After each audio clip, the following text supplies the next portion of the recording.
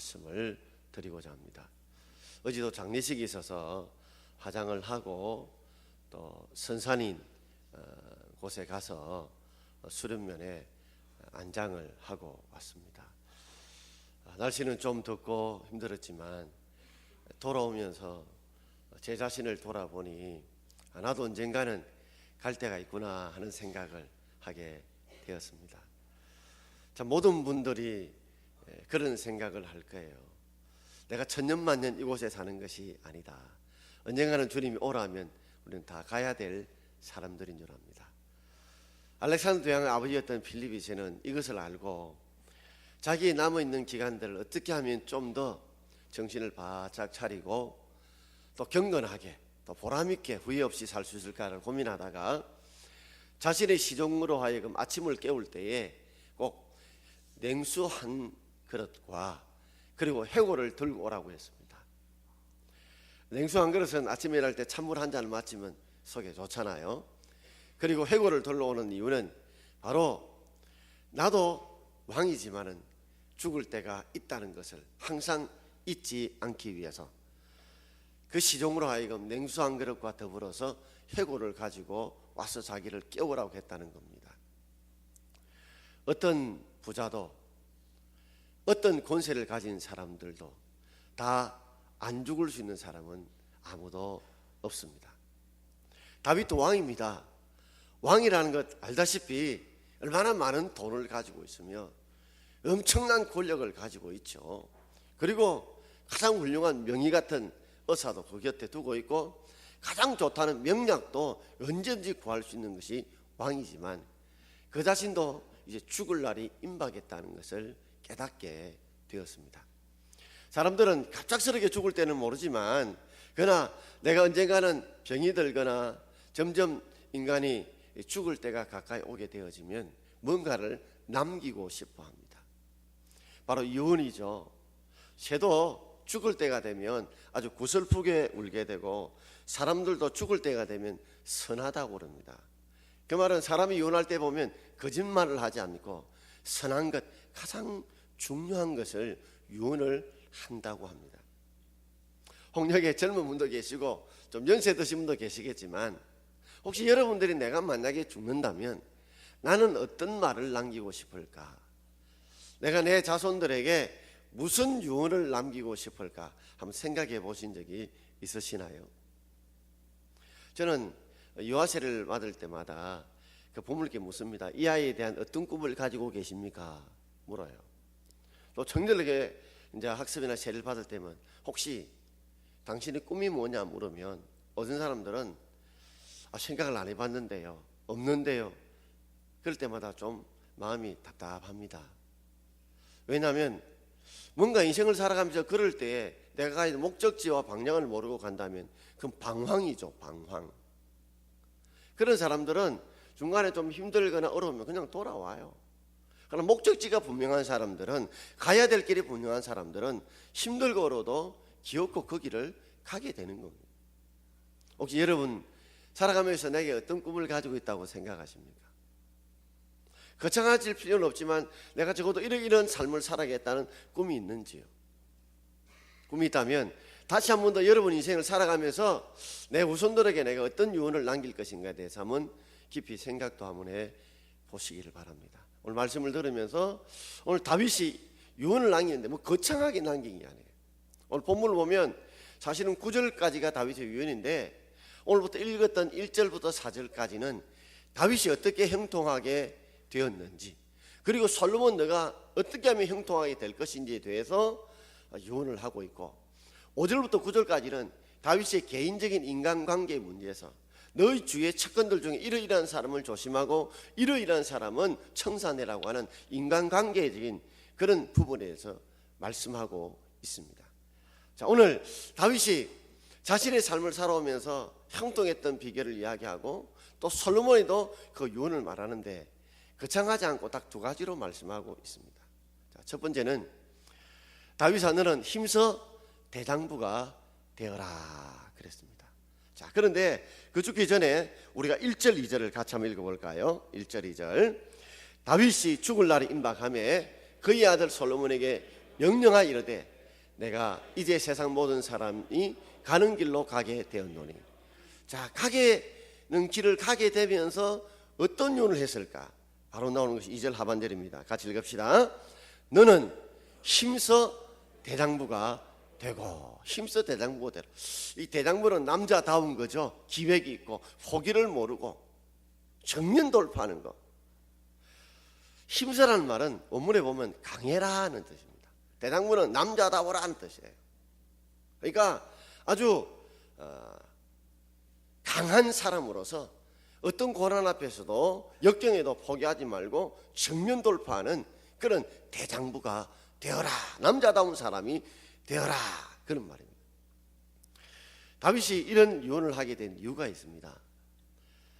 다윗이 살아왔던 삶이 그가 살아온 길이 평탄한 길이 아니었어요. 가시밭길이요 돌밭길이었습니다. 여러분, 우리가 가시밭길 돌밭길을 원망하고 불평한다고 해서 그게 변할 수 있습니까? 요새 여름은 왜 그래 일찍 오는 거야? 왜 이래 더운 거야? 이런 날은 비가 오면 쫙 내리면 좋을 텐데, 그죠? 겨울 되면 또 왜 그래 추운 거예요? 우리가 여름 겨울 바꿀 수 있어요? 안 되죠. 그러니까 여름에는 좀 얇은 옷 입으시고 겨울에는 뭐요? 좀 두꺼운 옷 입으면서 적응해 가야 되는 겁니다. 세상에 가시밭길, 돌밭길이 있다고 세상을 다 아스팔트로 다 깔을 수는 없잖아요. 그러려면 우리가 아주 두꺼운 구두를 신는다든지, 그래서 그 가시밭길도 돌밭도 이길 수 있도록 해야 되지, 왜 세상은 가시밭길 돌밭이야? 불평한다고 될 일이 아니라는 겁니다. 세상은 험난하고 어려웠다는 걸 아는 거예요. 그렇기 때문에 솔로몬아, 너는 강해야 된다. 남자답게 포기하지 말고 고난 앞에 낙심하지 말고 일어서고 그가 헤쳐나가야 된다고 말씀해 주고 있는 겁니다. 다윗의 일생을 돌아보면 그가 목동이었잖아요. 그런데 양떼를 키우는데 늘 문제가 없는 게 아니거든. 어떤 때는 굶주린 사자나 곰들이 양떼를 먹으려고 공격해 올 때가 있었다는 겁니다. 그럴 때 다윗은 도망가지 않았어요. 그는 막대기를 가지고 그리고 물맷돌을 가지고 그 자신의 양떼를 지키기 위해서 그저 싸웠다는 거예요. 그래서 그 양떼를 지켜낸 거예요. 블레셋의 용장이었던 골리앗이 이스라엘 백성들을 공격하러 왔습니다. 모두가 벌벌 떨고 아무것도 못하고 있는 상황에 그 다윗은 너는 칼과 창과 단창으로 나오지만 나는 만군의 여호와 이름으로 나아간다 하고 죽으면 죽으란 각오를 가지고 달려갑니다. 그리고 물맷돌로 탁 던지는데 하필 그것이 하나님이 그 방향을 급소에 맞게 하셔서 그저 골리앗을 죽게 만드는 거예요. 그는 고난 앞에서, 그 역경 앞에서 도망가지 않았습니다. 피하지 않았습니다. 원망 불평하지 않았습니다. 전면 돌파했습니다. 그러므로 이제 왕이 될 때에 이 솔몬의 앞날이 눈에 보이는 거예요. 그 자신도 기름 부음 받았습니다. 받았지만 바로 왕이 되지 못했어요. 10년여 동안에 이 사울 왕이 다윗을 얼마나 죽이려고 했습니까? 자신의 사위에도 불구하고 다윗을 죽이려고. 그래서 다윗이 블레셋으로 도망가서 어떤 미친 체하면서 위기를 탈출하고, 그리고 숲이나 굴 속에 도망을 다니다가 안 되면 다시 블레셋으로 또 도망가고, 험난한 10년 동안에 나와 사망 사이는 한 걸음밖에 없다 할 정도로 그런 위기를 겪는 삶을 살았거든요. 그뿐이에요. 정말 가정의 비극도 이런 비극사가 없습니다. 자신이 가장 사랑했던 아들인 압살롬이 아버지를 죽이려고 한 거예요. 결국 왕위를 빼앗았어요. 비참하게 피난길을 가는데 많은 사람이 조롱합니다. 믿음 좋다는 다윗, 하나님이 사랑한 다윗이라 하더니 그 아들에 의해서 쫓겨난다고 얼마나 조롱과 멸시가 많았겠어요. 그게 걸어가는 그 걸음이 얼마나 지치고 힘들었겠습니까? 그런데도 그 위기를 겪고 하나님이 다시금 압살롬을 하나님께서 없애게 하시고 다시 그 왕권을 회복시켜 주셨어요. 정말 굴복진 삶을 살은 거예요. 솔로몬에도 그런 앞날이 보인다는 거예요. 솔로몬이 요세푸스에 의하면, 역사적인 요세푸스에 의하면 솔로몬이 왕위에 오를 때가 약 14살쯤이라고 합니다. 우리 같으면 중학교 한 2, 3학년? 아주 어린 나이에 왕이 됐는데 그 솔로몬도요, 그 왕위 혈통을 보게 되면 바세바의 첫 번째 이 다윗이 가늠했던 그 아이는 죽었고 두 번째 태어난 아이가 솔로몬이잖아요. 혈통이 좋지 않아요. 그런데다가 이미 그 힘은 아도니아에게 집중이 되어 있었습니다. 그래서 왕의 서일로보나 모든 조건에서 아도니아가 왕이 될 조건이 되었어요. 요압과 많은 사람이 그 편에 붙었어요. 그리고 즉위식을 아도니아가 먼저 했습니다. 그런데 뒤늦게 하나님께서 이 다윗을 통해서 솔로몬에게 힘을 실어주므로 뒤늦게 어려운 위기 가운데에서 이 솔로몬이 왕위를 이어받게 된 거예요. 벌써 이어받는 과정이 순탄하지 않았다는 겁니다. 여기 예수를 믿으면서 교회 신앙생활 하면서 아마 그렇게 나는 왜 이렇게 굴곡진 삶을 살아? 질병으로 굴곡지고 물질의 힘듦으로 굴곡지고 사람의 관계로 굴곡지고 여러 가지 세상 살아가는 것이 굴곡진 인생을 살아가는 여러분들, 힘써 강해서 여러분 대장부처럼 이겨나갈 수 있기를 바랍니다. 우리는 우리 하나님이 계시지 않습니까? 우리 하나님이 우리와 함께 계시지 않습니까?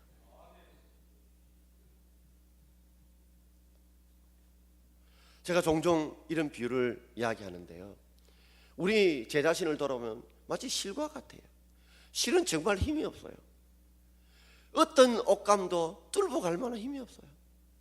아주 얇은 종이짝조차도 그저 실로 뚫을 수가 없어요.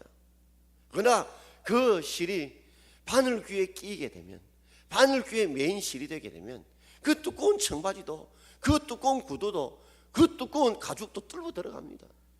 남는 것은 뭐만 남아요? 결국 실만 남아요. 내게 능력 주시는 자 안에서 우리가 바늘 대신 우리 주님께 우리가 붙들리기만 하면, 그 주님이 인도하시는 대로 우리가 살아가게 되면 우리는 가죽도, 우리는 어떤 때는 두꺼운 청바지도 뚫고 들어가는 거예요. 남는 건 뭐만 남습니까? 실만 남아요. 우리가 실이란 건 낙심하지 말고 우리 주님께서 우리 바늘 대신 거기에 붙들리면 우리 하나님께서 우리를 선하게 인도해 주실 줄 믿습니다. 예수님도 요한복음 16장 33절에 너희가 세상에서 환난을 당하나 담대하라, 내가 세상을 이겼노라. 세상에 환난을 당한다는 용기를 가지라. 예수님 어떻게 이기셨어요? 하나님이 나와 함께 하신다는 믿음을 가지고, 하나님 나를 도우신다는 믿음을 가지고 세상을 이겨내지 않았습니다. 여러 실패한 사람들, 고난을 겪었던 사람들이 많이 있지만 그 중에 대표적인 사람이 아브라함 링컨일 거예요. 링컨만큼 기구한 인생을 살은 사람이 없습니다. 그러니까 링컨만큼 존경받는 위대한 인물도 역사상에 흔하지 않다고 봅니다. 제대로 배우지 못했으면 초등학교 졸업하지도 못했어요. 너무 못생겨서 사람들은 그를 일컬어 고릴라라고 그랬어요. 그래서 어떤 사람이 할아버지 여기에 수염만 닮으면 좀 멋질까? 그래서 수염을 기르는 거야.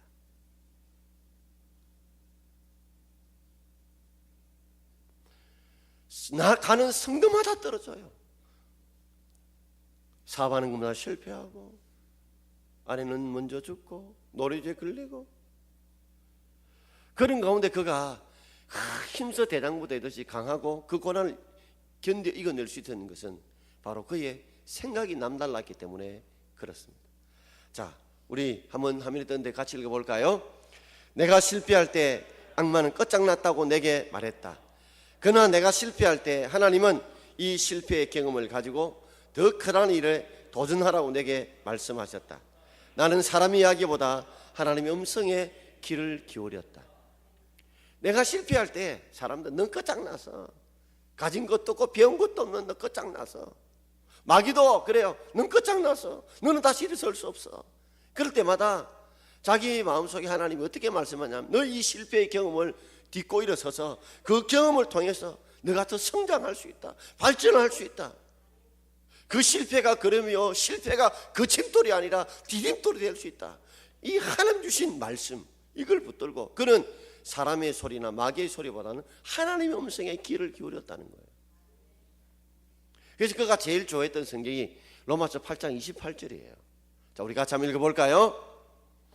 우리 알거니와 하나님을 사랑하는 자 곧 그의 뜻대로 부르심을 입은 자들에는 모든 것이 합력하여 선을 이루느니라. 아멘.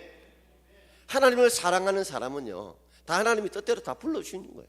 내 마음속에 하나님을 사랑하는 마음이 있다, 이거는 이미 하나님이 우리를 뭐요? 하나님의 자녀로 불러주셨다는 거예요. 그런 사람의 인생은 고속도로가 아닙니다. 모든 일이 평탄하고 모든 일이 잘 되고 모든 일이 걱정 없는 게 아니에요. 모든 게 합력해서 뭐를 이루신다고요? 선을 이루어 가십니다. 제가 이런 비유도 한번 드리죠. 김치찌개 끓일 때 그게요, 돼지고기도 였고 파도 였고 두부도 였고 신김치도 였고 양파도 였고 마늘도 였고 이래 하면 처음에는 네 맛도 내 맛도 아닙니다. 그러니까 불이 가해져서 어느 정도 끓게 되면 나중에는 무슨 맛이 나는 거예요? 김치찌개 맛이 나요. 하나님 이런 여러 가지를 섞어서 고난과 역경, 슬픔과 기쁨 이런 것들을 통해서 다 고난의 과정이 건디고 나면 우리를 하나님 연단 후에 정금같이 나오듯이 하나님 합력해서 우리를 선으로 만들어 주실 줄 믿습니다. 이거 붙들어야 돼요. 그래서 마귀의 소리와 세상 사람 소리에 귀 기울이지 말란 말이에요. 하나님 우리를 붙들면 합력에 선로 인다, 이 믿음을 붙들고 여러분 살아가는 저와 여러분 되기를 바랍니다.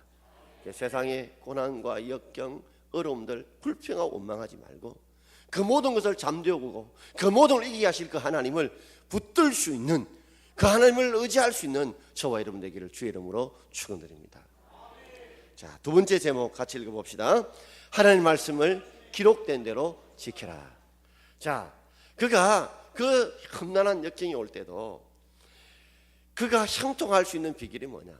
하나님의 말씀에 기록된 대로 지키라는 거죠. 자, 오늘 3절 말씀 우리 함께 읽어보겠습니다.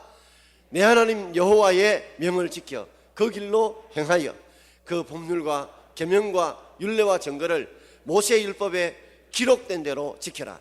그래야면 내가 무엇을 하든지 어디로 가든지 형통할지라.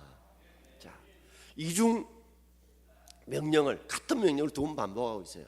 내 하나님 여호와의 명령을, 말씀을 명령으로 받아들인 거. 지켜 그 길로 해내라. 순종해서 하나님 명령대로 순종해 지켜라. 한 번 더 이야기하죠. 법률, 계명, 율례, 증거. 이게 모세 율법 안에 보면 우리도 항이 있고 목이 있고 등등 있죠. 조가 있죠, 그죠? 책에 보면 어느 항, 목, 조가 있듯이, 그죠? 그런 걸 말해요. 자, 하나님의 말씀인 모세 율법에 기록된 대로 너가 지켜 행하라. 그래 하면 내가 무엇을 하든지 그리고 어디로 가든지 하나님이 너를 형통케 해 주실 것이다. 이게 모세 율의 전부예요. 솔로몬아, 너가 앞으로 왕위를 잘 이어가려면 너가 이 백성들을 어떻게 다스려야 되고, 그리고 너가 군비를 정강해야 되고, 나라의 재정을 어떻게 만들어, 이런 강론적인 부분을 이야기하지 않고 총론적인 부분. 왜냐하면 그 하나님 말씀 안에 다 들어있으니까. 너가 하나님 말씀에 기록된 대로 너가 다 지켜 행하라. 그러면 너가 무엇을 하든지 어디로 가든지 하나님이 너를 형통케 해 주실 것이다. 그런데 우리가 여러분 참 우리가 어떤 때는 운동을 한다, 어렵잖아요. 다이어트 한다, 어렵잖아요. 공부한다, 힘들잖아요. 그런데 그 힘들고 어려워도 우리 이런 생각 한번 해봐요. 하나님이 우리 자녀들이 어디로 가든지 무엇을 하든지 형통케 해줄 거다, 이 생각 가진다면 우리 힘들어도 어떻게 해요? 말씀대로 지킬 만한 그런 힘을 얻지 않겠습니까? 그런 소망을 가지지 않겠습니까?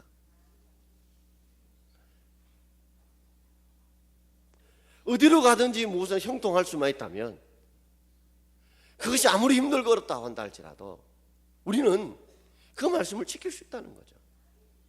사람이 평소에는 못 먹는데도 이 약만 먹으면 산다, 이 음식만 먹으면 산다면요, 그것이 맛있어서 먹습니까?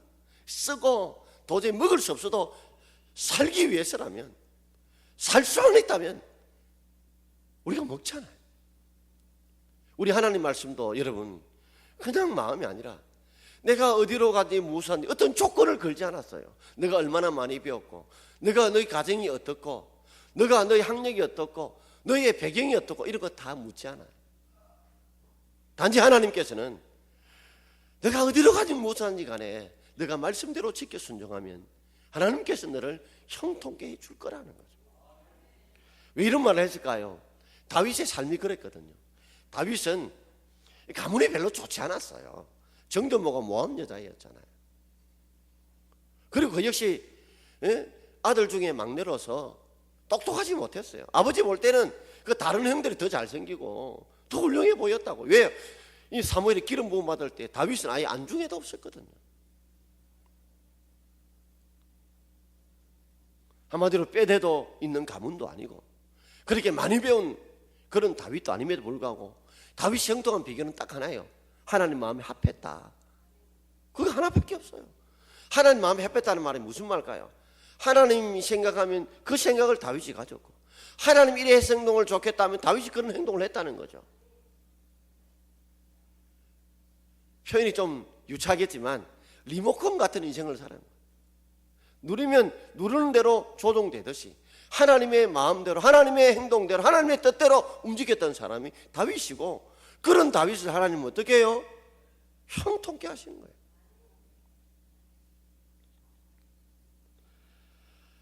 그는 그의 살아왔던 삶의 모든 걸 돌아볼 때 내가 형통한 비결이 뭔가?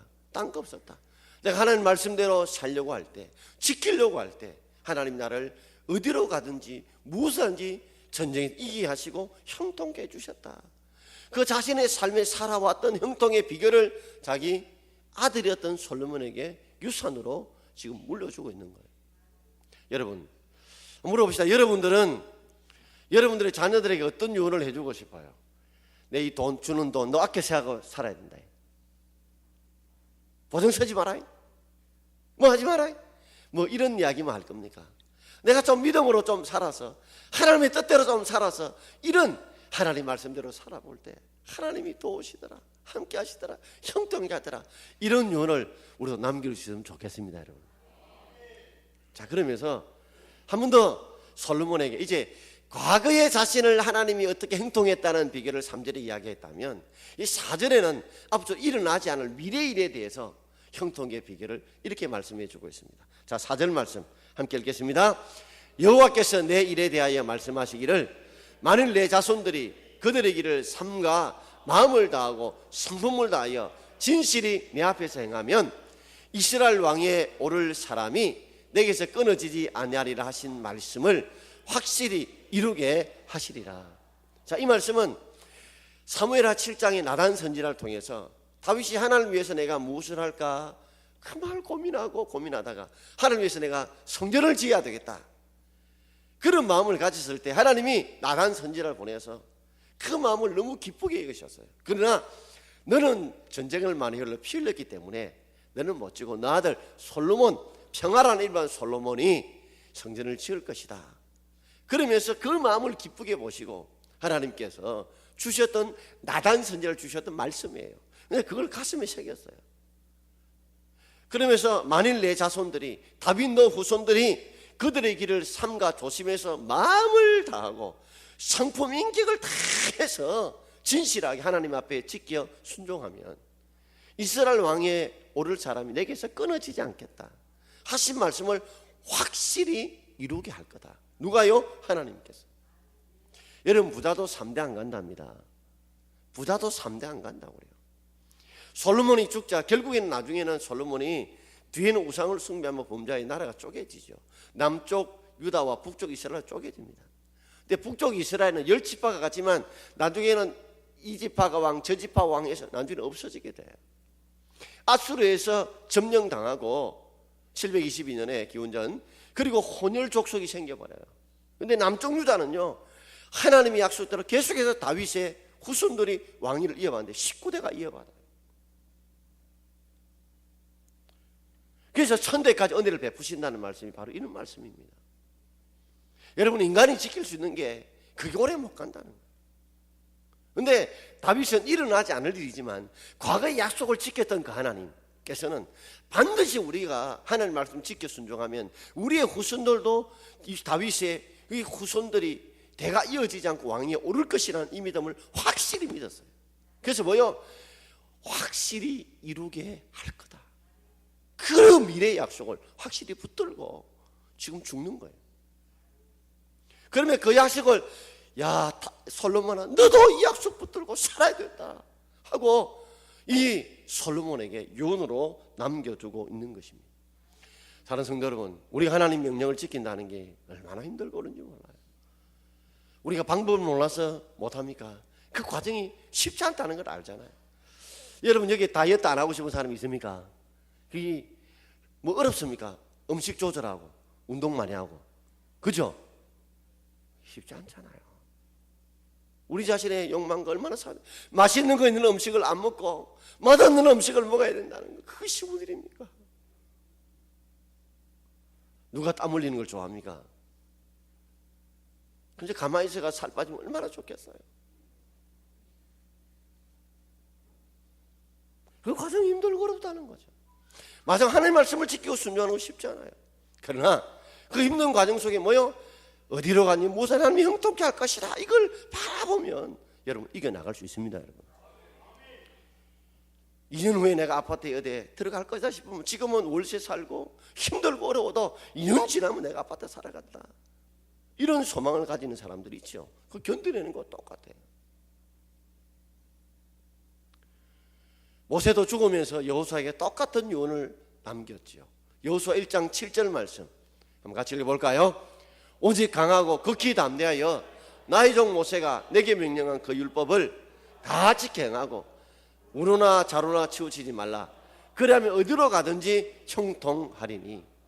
너는 오직 강하고 극히 담대라. 지금 여호수아가 모세가 죽자 얼마나 위축됐는지 두려웠는지, 약해지면 강해져라, 담대하지 못하게 담대라 하면서 내게 명령한 그 율법을 다 지켜 행하라.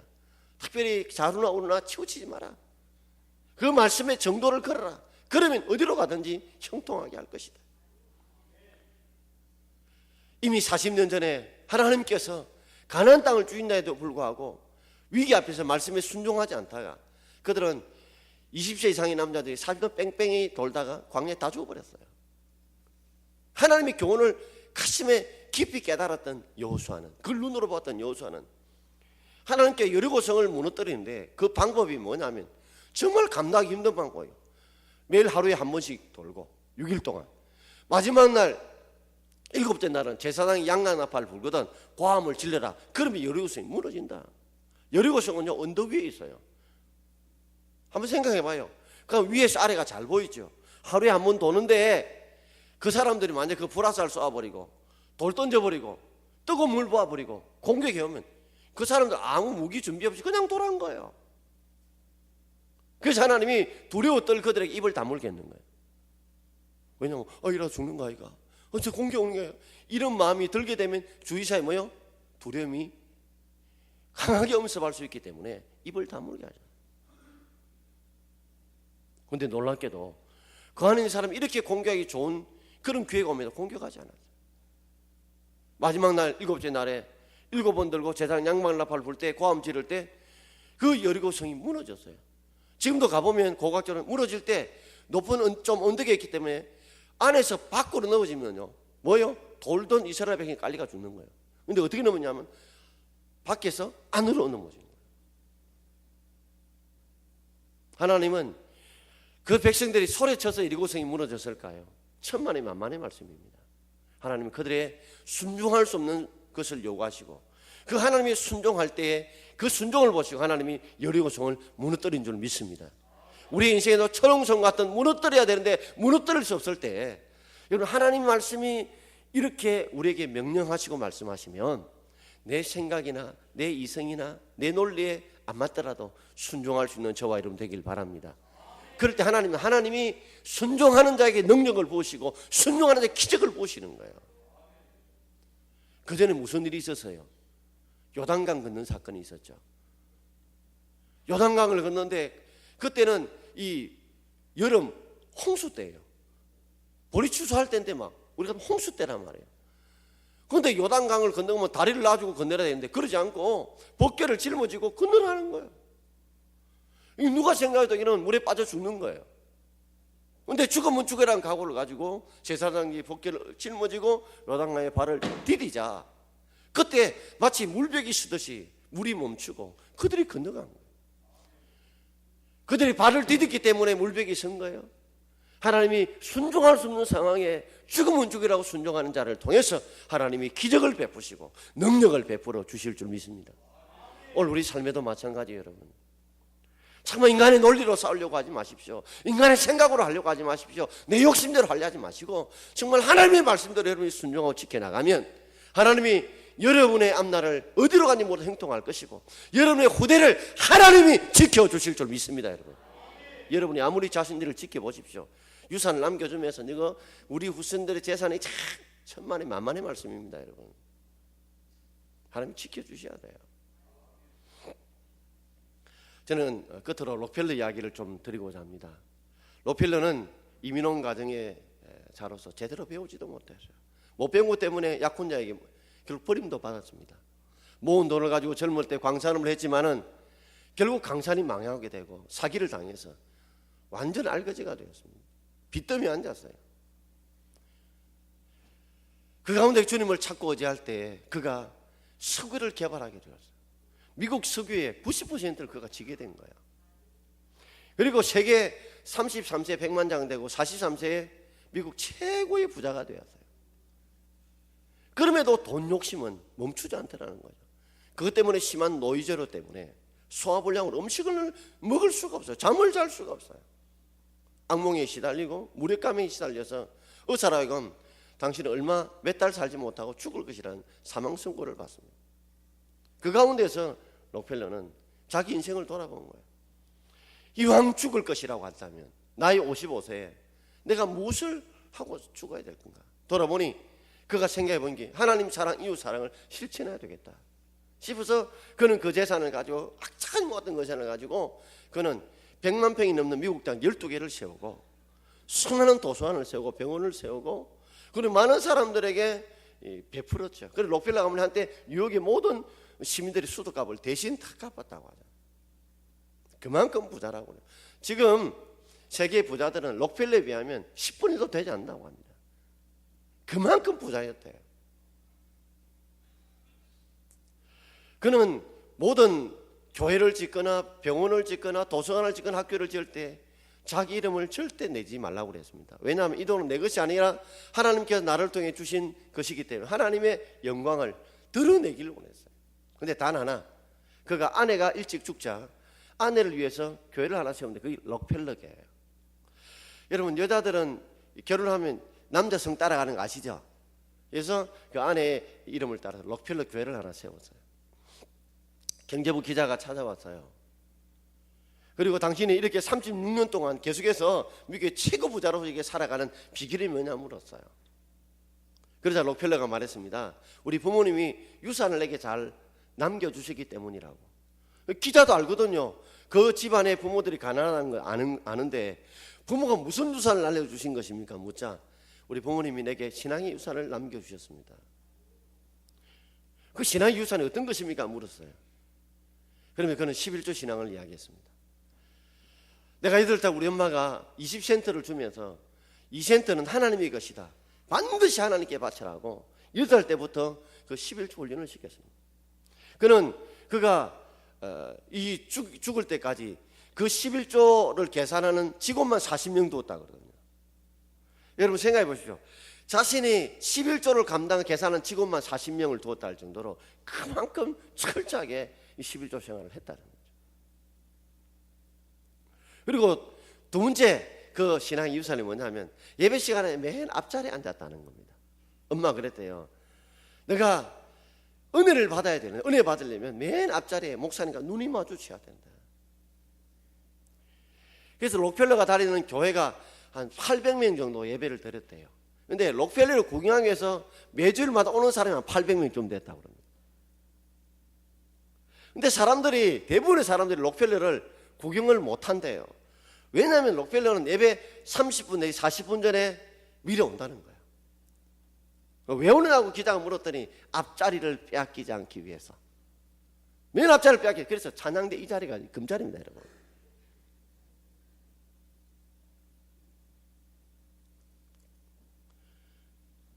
그런데다가 그가 예배를 마치고 나도 사람들이 만나지 못한다. 왜냐하면 예배 마치고 나면 30분 내지 40분 동안에 기도하다가 간대요. 그래서 한번 생각해 보시오. 30, 40분 전에 와가지고 은혜 받기 준비하고 목사를 위해 기도하고 찬양대를 위해 기도하고 성도를 위해 기도하는데 은혜 못 받은 사람 몇 사람 있겠습니까, 여러분? 마치 목욕탕에 왔는데 갑자기 목욕탕 때 밀어보십시오. 피 나오지. 때 안 나오고. 근데 30분 푹 불어보십시오. 얼마나 때가 잘 밀리겠어요.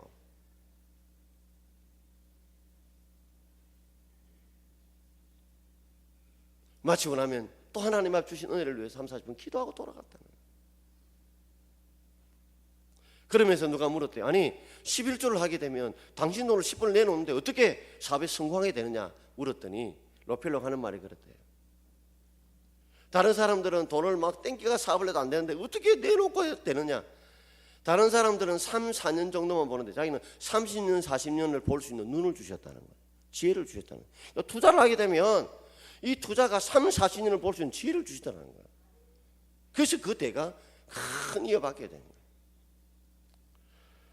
자, 말씀 마무리 지으면서 그 말씀대로 지키는 엄마가 그에게 주셨던 10가지의 록펠러가 주셨던 계명이 있었어요. 십계명처럼. 그럼 읽어볼까요? 마무리해서요. 하나님을 너의 친아버지로 섬겨라. 목사님을 하나님 다음으로 잘 섬기라. 주일 예배를 본교에서 드리라. 오른쪽 주머니는 항상 11조 주머니로 하라. 아무도 원수를 만들지 말라. 아침에 목표를 세우고 기도하라. 저녁에 잠자리에 들기 전에 반성하고 기도하라. 아침에는 꼭 하나님 말씀을 읽어라. 남을 도울 수 있으면 힘껏 도우라. 예배 시간은 항상 앞에 앉아라. 그는 철저하게 이 말씀을 배우지 못했지만 이 말씀에 여러 가지 가르칠 계명들이 많지만 핵심적인 부모가 주셨던 이 10가지를 지키고 순종했어요. 55세에 죽을 줄 알았던 그가 거의 100세 가까이 살다가 죽었습니다. 불면증도 떠나고 소불능도 떠나고. 형통은 하나님께로 오는 줄 믿습니다. 사랑하는 성도 여러분, 세상 힘들고라도 탓하지 마시고 여러분 힘써 강한 대당부 되시고 하나님과 함께 하심으로 이 세상을 이겨나갈 수 있기를 바랍니다. 그리고 이 세상 형통은 하나님이 주시는 거예요. 어디로 가는지 무엇이 형통하기를 원한다면 하나님 말씀대로 지켜 행하십시오. 손해보는 것 같지만 그것이 마이너스가 아니고 플러스고, 잃는 것 같지만 얻는 것이고 죽는 것 같지만 사는 것인 줄 알고 그런 형통의 삶을 살아가는 저와 여러분 되기를 주의 이름으로 축원드립니다.